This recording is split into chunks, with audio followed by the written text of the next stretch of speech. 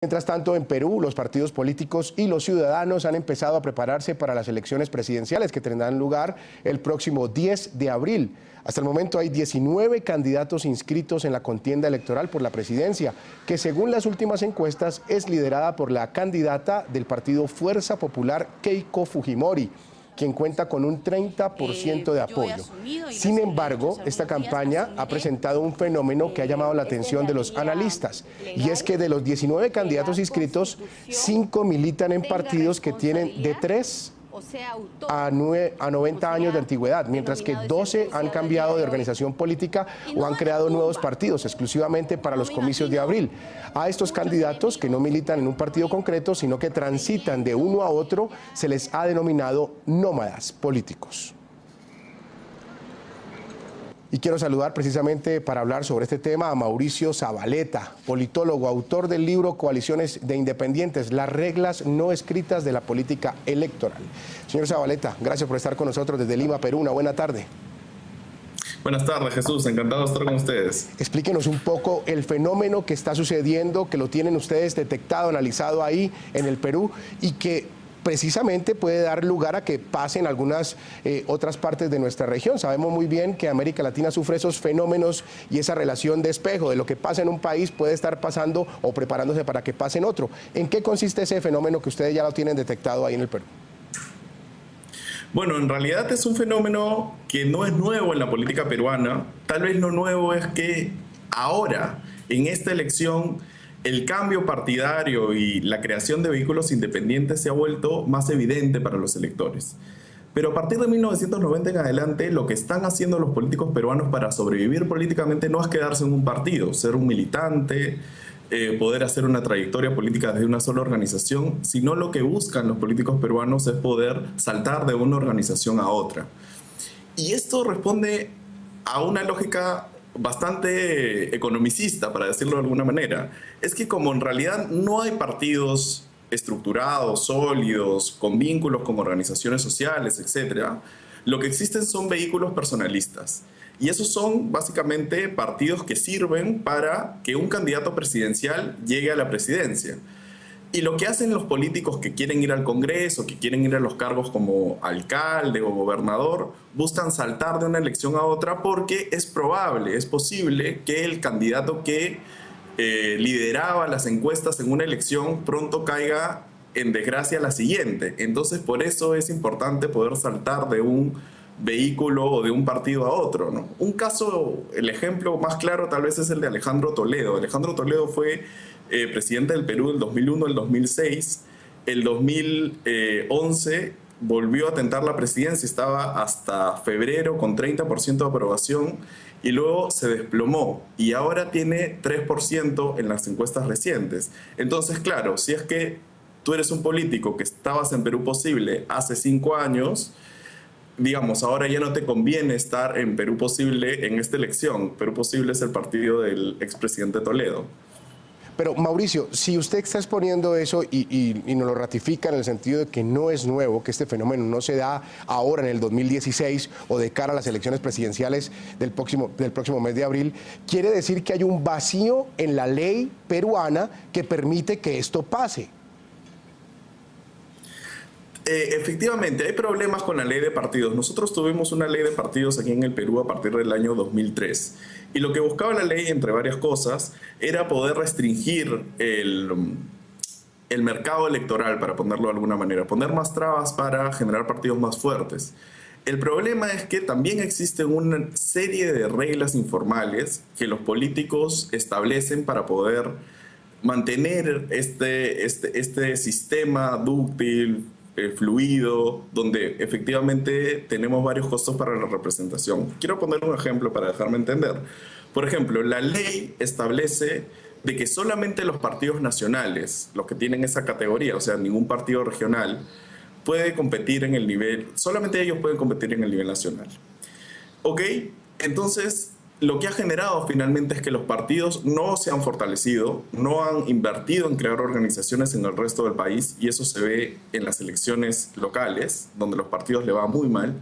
Pero cuando llega al nivel nacional, cuando tienen que ir al Parlamento y a la presidencia, lo que hacen los partidos es ok, tienen todas las candidaturas disponibles al Parlamento.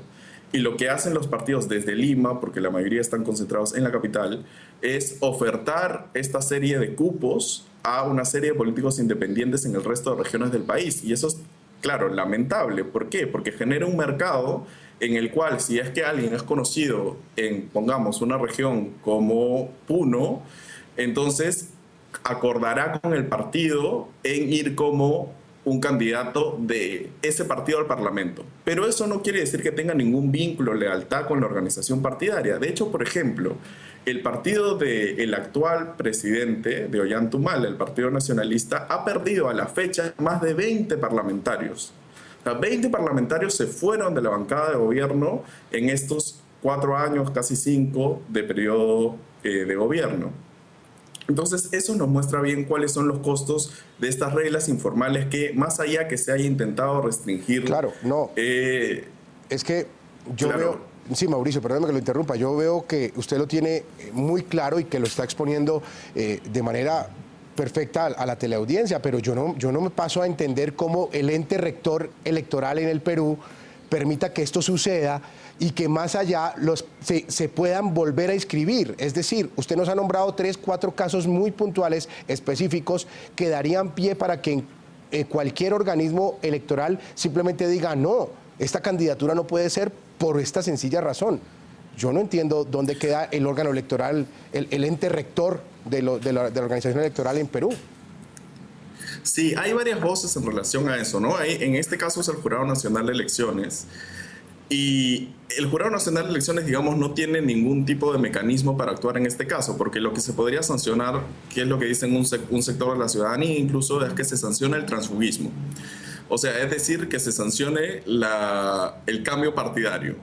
El tema es que hay otras voces, y creo que habría que generar un debate más amplio, que dicen una cosa. ¿Y qué pasa si es que ese partido cambia de orientación ideológica o cambia o hace algo en el gobierno o hace algo en la oposición que está en contra de tus principios? Tú ya no puedes renunciar y entonces no podrías tener otra carrera política en otro partido, ¿no? Entonces, claro, lo que molesta a la ciudadanía, y es completamente entendible, es el oportunismo descarado, ¿no?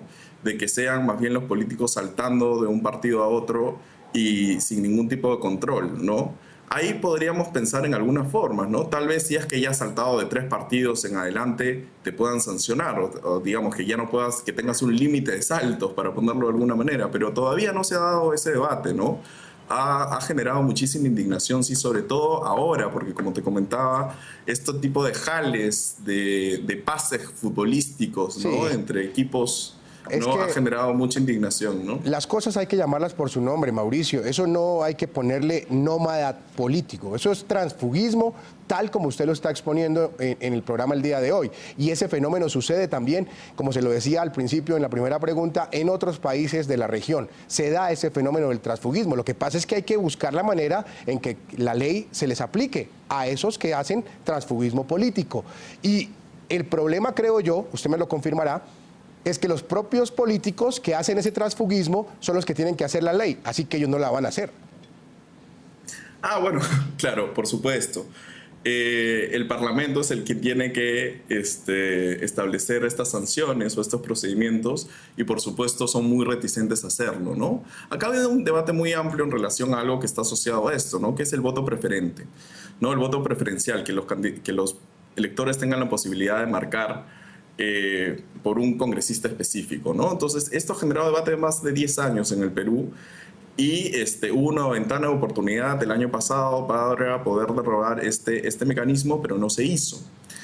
Y es, bueno, porque responde a esa misma lógica, ¿no? Quienes se han acostumbrado a jugar en estas reglas del juego, o sea, estas reglas informales, estas reglas que tienen terribles costos para la democracia, son quienes son los encargados de establecer justamente las reglas, ¿no?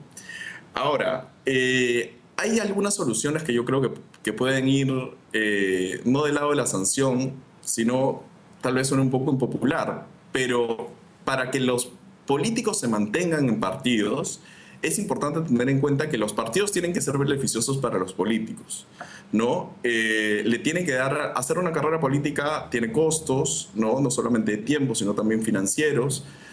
También tiene que haber mayor orientación de políticas públicas, una orientación programática. Lamentablemente en el Perú, tal vez sea el caso más extremo, seguramente con Guatemala, en América Latina, donde no hay divisiones ideológicas, no hay divisiones programáticas. Aquí hemos tenido la muestra más clara, es que durante 5 años las querellas en nuestro Parlamento han sido cuestiones personales, sin ningún debate de cómo debería afrontarse la desaceleración económica que está viviendo toda América Latina. No sé, cómo integrar a cierto sector, 20% de la población del Perú sigue siendo pobre, ¿no? Ese tipo de debates ideológicos que más bien generan vínculos y preferencias entre electores y políticos no se dan en el Perú. Y la otra cosa es que los partidos... No, es algo que Ollantaytamala fue una especie de emergencia de un sector mucho más a la izquierda, pero lamentablemente, y lo digo no porque sean mis preferencias políticas o no lo sean, sino lo que digo es que finalmente Ollantaytamala no cumple sus promesas. Y si alguien no cumple sus promesas en el gobierno, eso genera costos para la democracia, independientemente de sean promesas de derecha o sean promesas de izquierda. Porque los electores piensan que, bueno, su voto finalmente no está estableciendo cambios o reformas que consideran pertinentes. Y en este caso es lamentable que el presidente Ollantaytamala no haya seguido las políticas que prometió cuando era candidato. Eso ha generado que, por ejemplo, si vemos los candidatos presidenciales actuales, los 5 que están primeros en las encuestas nacionales, todos podríamos categorizarlos muy fácilmente dentro del espectro de derecha, ¿no?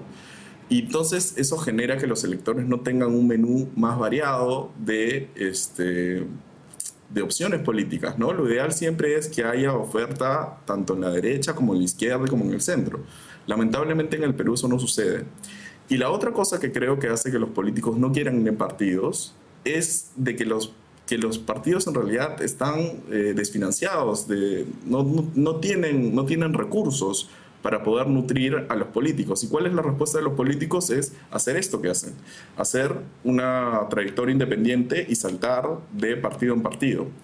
Una de las cosas, y hay evidencia comparada, de hecho Catherine Burns, una politóloga estadounidense, ha hecho un estudio sobre financiamiento público de los partidos y ha encontrado que aquellos sistemas en América Latina donde hay mayor institucionalidad del sistema de partidos son aquellos donde existe financiamiento público. Aquí recién se va a hacer financiamiento público a partir del siguiente año, pero es un financiamiento menor y está restringido solamente al tema de capacitación.